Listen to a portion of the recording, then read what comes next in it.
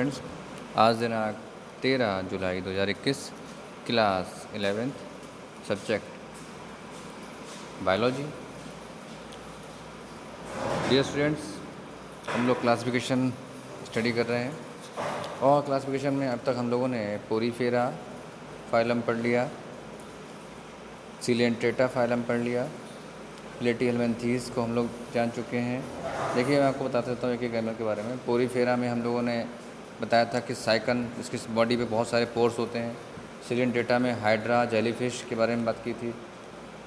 प्लेटिहेल्मिन्थीस में Fasciola hepatica और एक बताया था फीताकृमि, आपको बताया था। ठीक है, एस्केल्मिन्थीस जैसे निडेरिया भी कहते हैं, इसमें क्या बताया था आपको? एस्केरिस के बारे में बताया था। संग एनेलिडा के बारे में बताया था आपको। एनेलिडा में कौन से हैं? इसमें केचुआ आता है। ठीक है, बहुत सारे खंड होते हैं बॉडी में।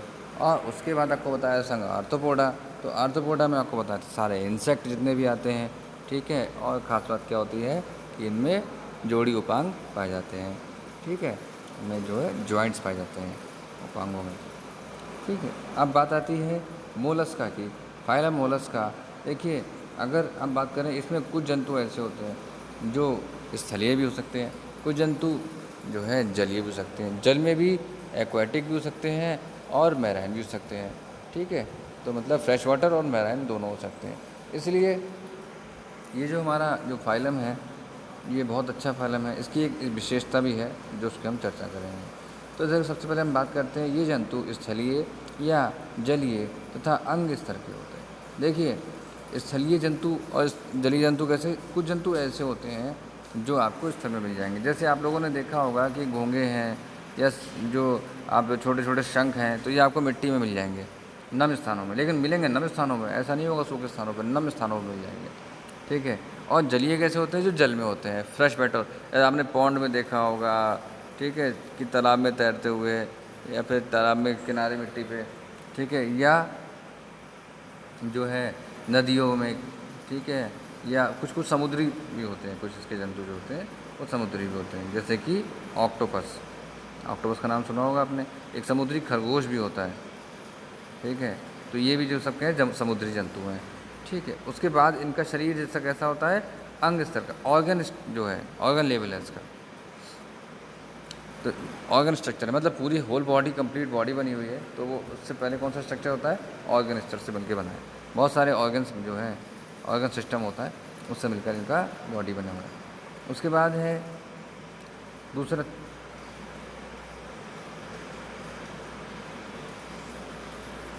शरीर कोमल, परंतु शरीर के ऊपर कैल्शियम कार्बोनेट का कवच पाया जाता है। ये जो आप सामने फ़ोटो देख रहे हैं, ये क्या है? उसका एक पायला जो पहला सुना ना अपने, घोंगा। तो घोंगा का ये कवच दिखाई दे रहा है। तो कवच है, तो घोंगा कहाँ है? घोंगा बेटा इसके अंदर होता है। ठीक है, ये जो आप यहाँ पे ये जो स्ट्रक्चर देख रहे हो, इसके अंदर घोंगा बैठा होता है। और ये जो आवरण बनाया है, इसने क्यों विकसित किया है? ताकि देखिए, इसका जो स्ट्रक्चर है, यानी इसकी जो बॉडी स्ट्रक्चर है, बहुत कोमल है, बहुत सॉफ्ट होता है। इसमें देखिए बोन्स है नहीं, ठीक है, नॉन कॉर्डेट्स हैं, कोई हड्डी वड्डी है नहीं। तो ये क्या, इसने क्या किया? इसने अपने कैल्शियम को अपने कवच के रूप में इस्तेमाल कर लिया और बाहर की ओर एक कवच बना लिया, जिससे कोई बाहरी जो है दुश्मन इस पर आघात ना कर सके। समझे? इस प्रकार जो है इन्होंने कैल्शियम कार्बोनेट कवच बना लिया। आप लोगों ने देखा होगा अक्सर सीपी है या ऑक्टोपस में देखिए इंटरनल होता है लगा, बाकी सीपी है, समुद्री खरगोश है, या फिर पायला घोंगा है, ये और भी जंतु आपने देखे होंगे ऐसे, शंख है। इन सब में की इन सब में कैसा होता है? इन सब में जो है ये कैल्शियम कार्बोनेट का कवच पाया जाता है, जो इनका रक्षात्मक आवरण है नहीं है? अब यानी शरीर कैसा है? कोमल है, बहुत कोमल होता है। और शरीर के ऊपर क्या होते हैं? दो आँखों की जैसे ही स्ट्रक्चर पाए जाते हैं, जिनसे ये मूवमेंट करें, मतलब जिनसे देख सकते हैं। ठीक है, और आगे की तरफ बढ़ सकते हैं। सिर के ऊपर, हाँ, यही जो है एक जोड़ी संगिकाएँ होती हैं, एंटीनीज़ होती हैं। यही एंटीनीज़ होती हैं जो आँखों का कार्य करते हैं। हमारे में आँखें होती हैं, लेकिन इनके में क्या होता है? तो इनके में एंटीनीज़ होती हैं। ठीक है, ये सेंसिटिव होती है, बहुत सेंसिटिव होती है, ये पहचान लेती हैं आगे।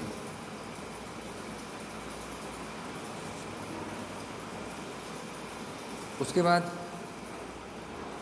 नर और मादा अलग अलग होते हैं, नर और मादा अलग, मेल अलग होगा, फीमेल अलग होगा, ठीक है।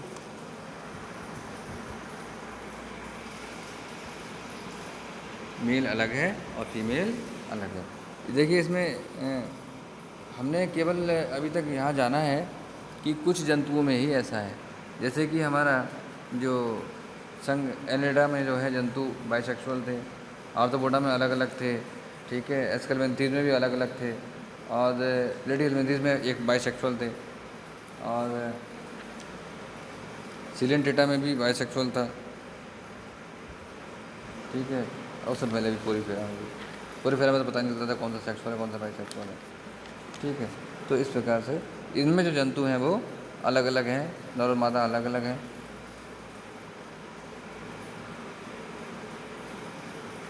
और अंडे देते हैं, एक्स, ठीक है, अंड प्रजक होते हैं, मतलब ओविपोरस होते हैं, ठीक है, अंडे देने वाले।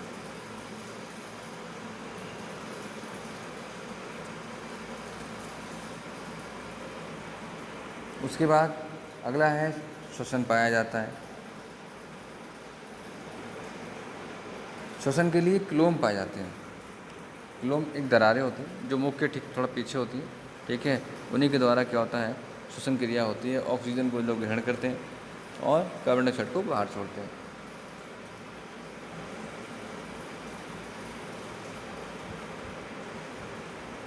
उत्सर्जन क्रिया पाई जाती है, मतलब एक्सक्रीशन, शरीर में जो हानिकारक पदार्थ बनते हैं उनको बाहर निकालने के लिए भी इनमें ऑर्गन पाए जाते हैं। मुख में भोजन के लिए रेती के समान घिसने का अंग होता है जिसे रेडुला कहते हैं। जो मुख होता है, मुख में जो भोजन को घिसने के लिए, जैसे हमारे में दांत होते हैं ना, देखिए दांतों का विकसित होना शुरू हो गया है,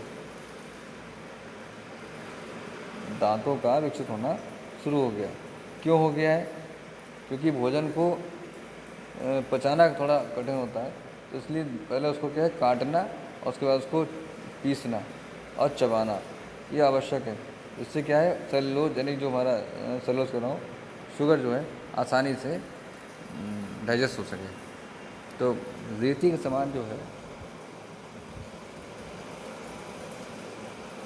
रेडुला पाए जाते हैं।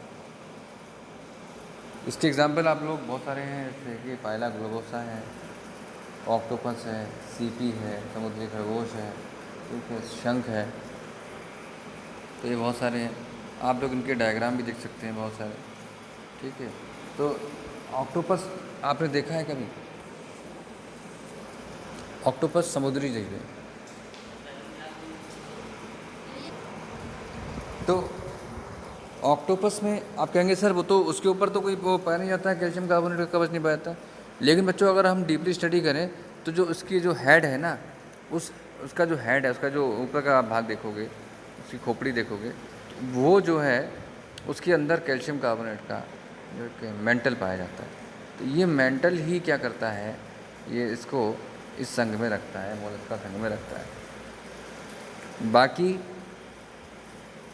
उसमें भी सेम वैसे ही ऑर्गन्स होते हैं, जिसमें आँख होती है, ठीक है, यानी कि जो एंटीनीज होते हैं, ठीक है, सब चीज़ें पाई जाती हैं, वैसे ही पाई जाती हैं, ठीक है। श्वसन चक्र भी पाया जाता है और उत्सर्जन भी पाया जाता है, हर चीज़ें पाई जाती हैं, ठीक है।